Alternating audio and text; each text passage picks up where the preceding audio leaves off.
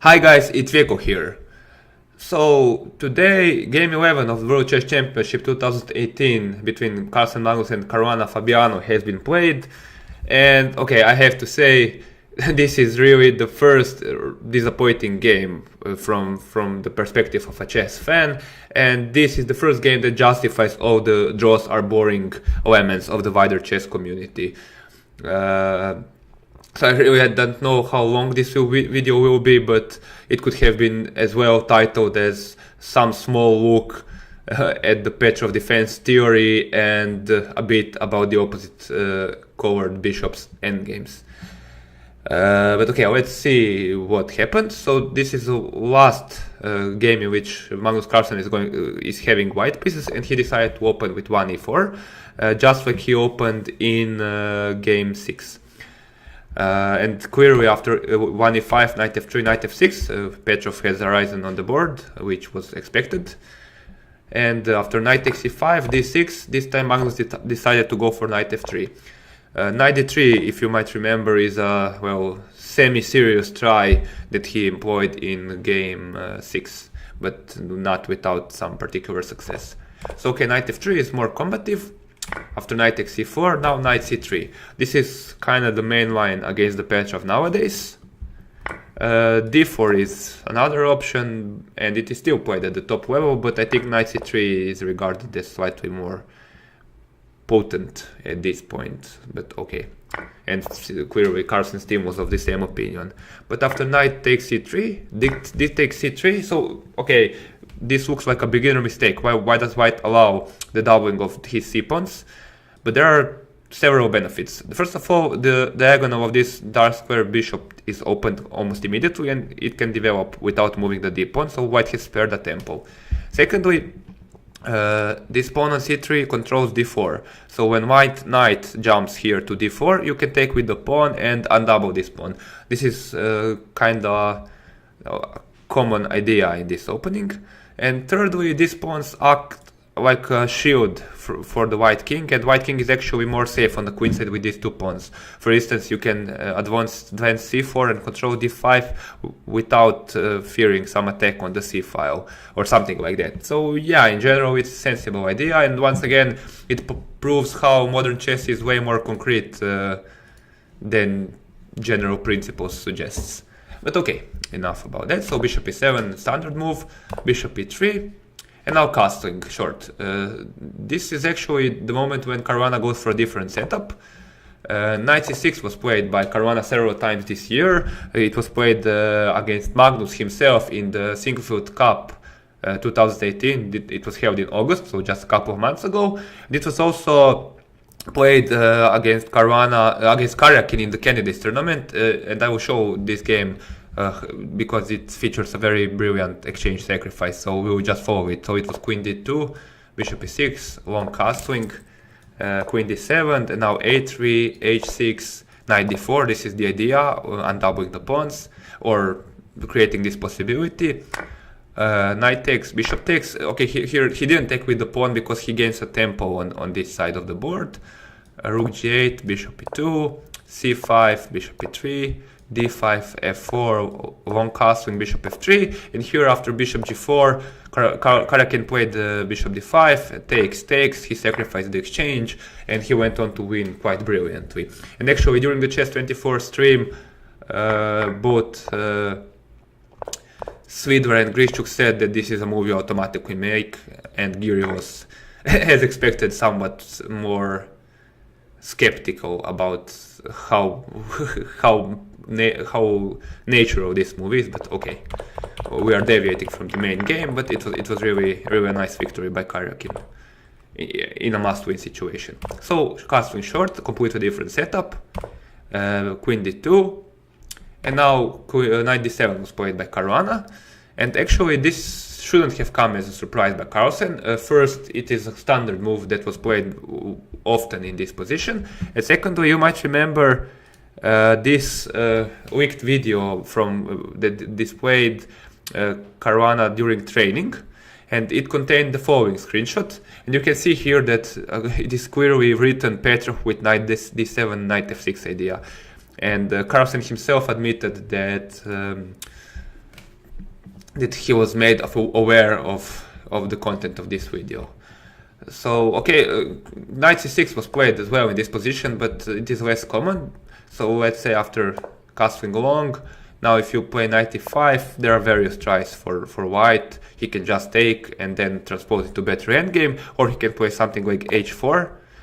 And then this knight is a bit shaky here, and you don't really want to take because it opens the g-file, and despite this ugly pawn structure by white, he has serious attacking chances here.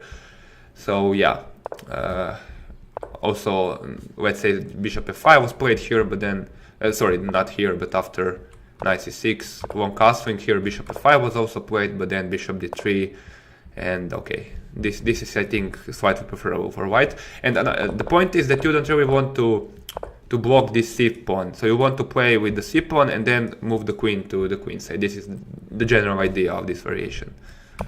So castling long by Magnus, knight f6, and now bishop d3. h3 is somewhat logical here, preventing some knight g4, but it is a bit slow. So after bishop e6, king b1, c5, and now let's say if you play c4, black can already contemplate d5, and he has equalized because his knight is on f6, and once he gets in with this, he's more than fine. So you actually don't have a tempo to spare on h3. So bishop d3 was played by Magnus, c5, and it looks kind of surprising because like isn't white weakening his d6, black weakening his d6 pawn after the inevitable c4. But it is logical. It is a multi-purpose move. First of all, it controls d4, so you can never jump with a knight. Secondly, it opens the path for the queen to the queen side, and in some variations, black is threatening to play c4 himself. So yeah, for instance, if you play c6, then after c4 it is worse, because if you get d5, then he can simply either play rook he1, and yeah, I think that the lack of control of d4 is not something that is favorable for black. So c5 is pretty common, and this was all played before. So rook he1, pretty standard move, bishop e6, and now Magnus played a move which I think won't be repeated many times. He played king b1. This is the novelty of the game, but I think it is not a very good novelty. So bishop g5 is the main move. It was played by several strong players like Carlsen and Giri, and actually in both instances their opponents replied poorly. So Carlsen played this against Hare Krishna at the Vulgar Gashimov Memorial 2016, and here after Hare Krishna's reply h6, Carlsen just took here and he was already winning. This is a good sacrifice. Giri played against Alexander Motiliev in the World Cup 2017, and his opponent played queen a5, but after a3 he was a bit stuck here, because now you don't want to play c4 or something like that. And d5 is probably logical here, or rook e8 is probably more logical than what these guys did. But okay, bishop g5 was by far the main move in this position. But after rook b1, there is one concrete problem. Black plays queen a5, and now he's unable to avoid the exchange of queens, more or less, because if he plays something like a3, don't forget that a2 is threatened. If he plays a3, then after c4 it is more uncomfortable than with the bishop on g5. You have to go back with the bishop, and yeah, he'll follow it up with d5. There are some sacrifices looming on a3, and your bishop is not on g5 to threaten some taking, and I think this is just black is already playing for the initiative. So yeah, Magnus more or less had to play c4, but this allows the queen exchange, which is something you don't really want with white in this position. And after queen takes, bishop takes, h6, pretty accurate, preventing knight g5. Oops, sorry. Black is already close to equalizing, I think. And Magnus played knight h4.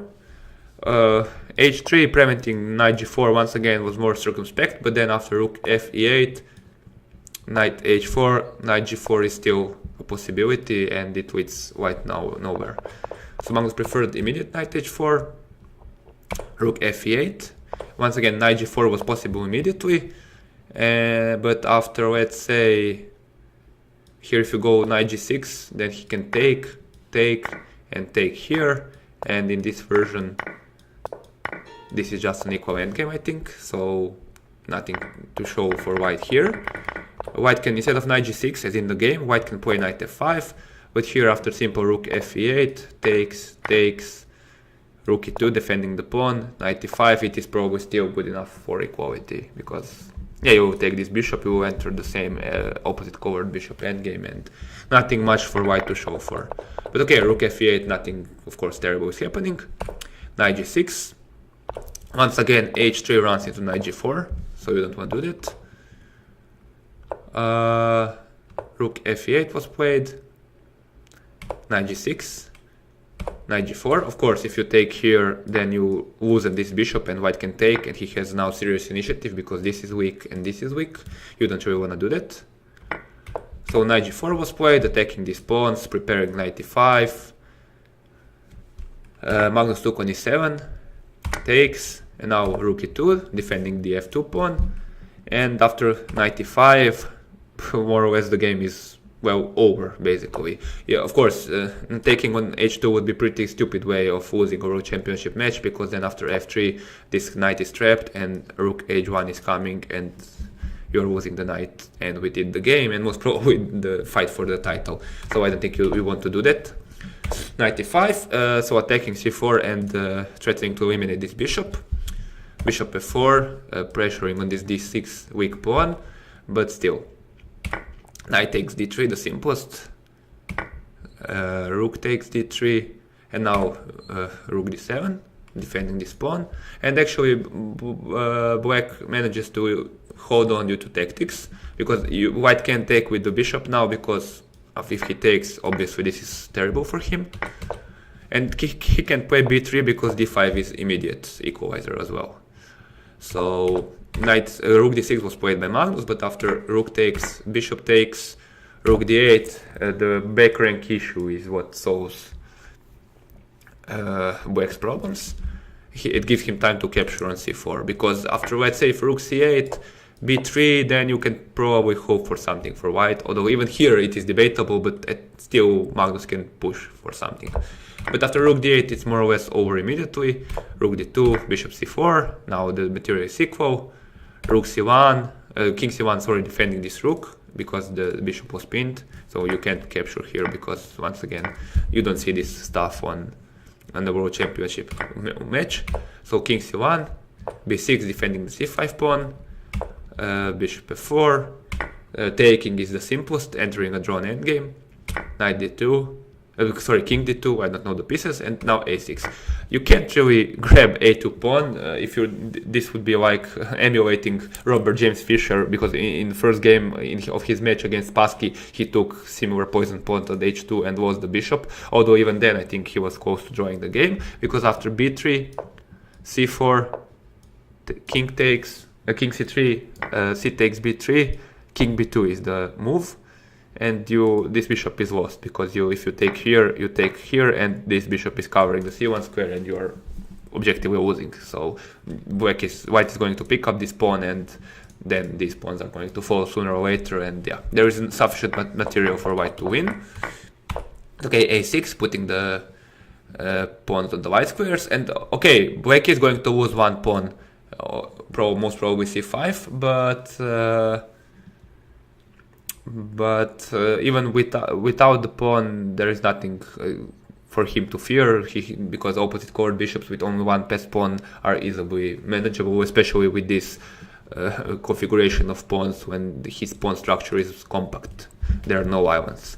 So a3 was played, king f8, and okay, this is more or less where the game was over. I will go through the remainder of it with only brief comments.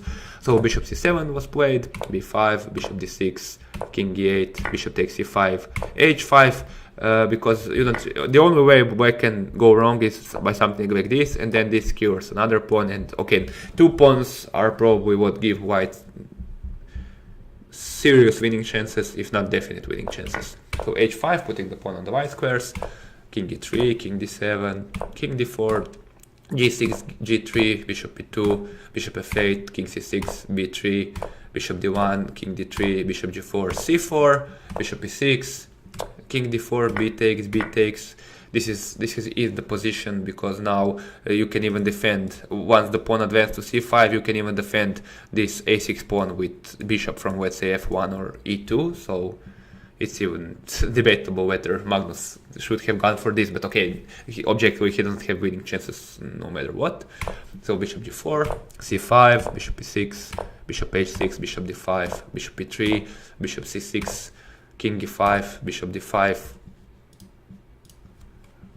king f4, bishop e6, king g5, bishop d5, g4, the last try, h takes g4, king takes g4, bishop a2, king g5, bishop b3, king f6. And now white's idea is to push the pawn on f5, try to force the capture, and then to have this past h pawn.